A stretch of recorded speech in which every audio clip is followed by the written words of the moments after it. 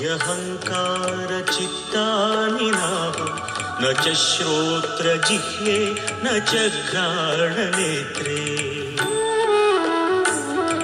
न च व्योमभूमिर्न तेजो न वायुः चिदानन्दरूप शिवोऽहं शिवोऽहं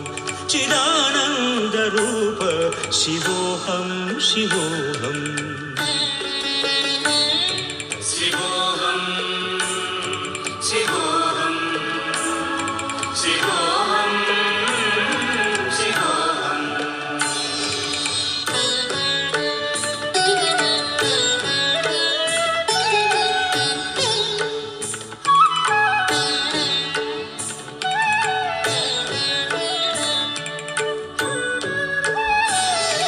न च प्राणसंज्ञो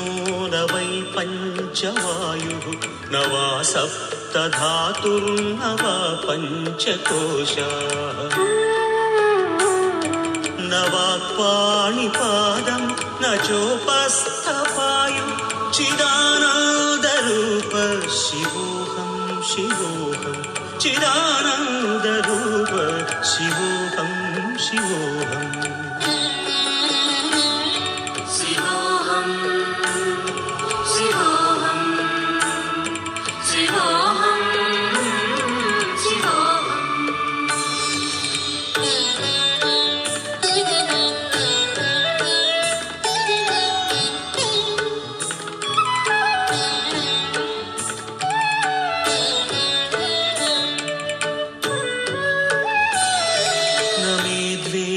रागौ न मे लोभमोहौ मदो नैव मे नैव मात्सर्यभावः न धर्मो न चार्थो न कामो न मोक्षः चिदानन्दरूप शिवोऽहं शिवोऽहं चिदानन्दरूप शिवोऽहं शिवोऽहम्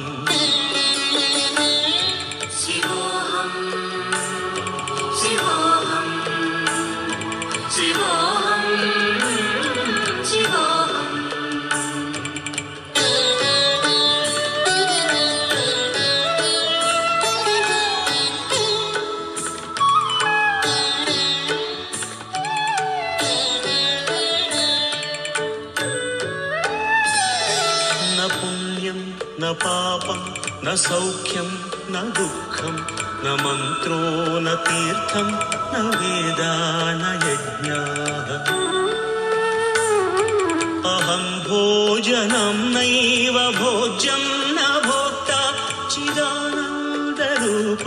शिवोऽहं शिवोऽहं चिदानन्दरूप शिवोऽहं शिवोऽहम्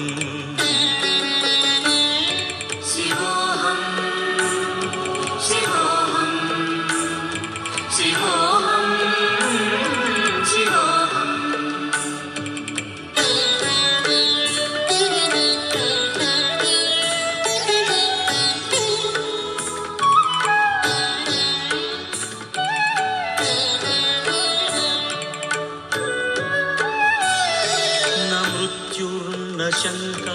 न मे जातिभेदः पिता नैव मे नैव माता न जन्म न बन्धुर्न मित्रं गुरुर्नैव शिष्यः चिदानन्दरूपः शिवोऽहं शिवोऽहं चिदानन्दरूप शिवोऽहं शिवोऽहम्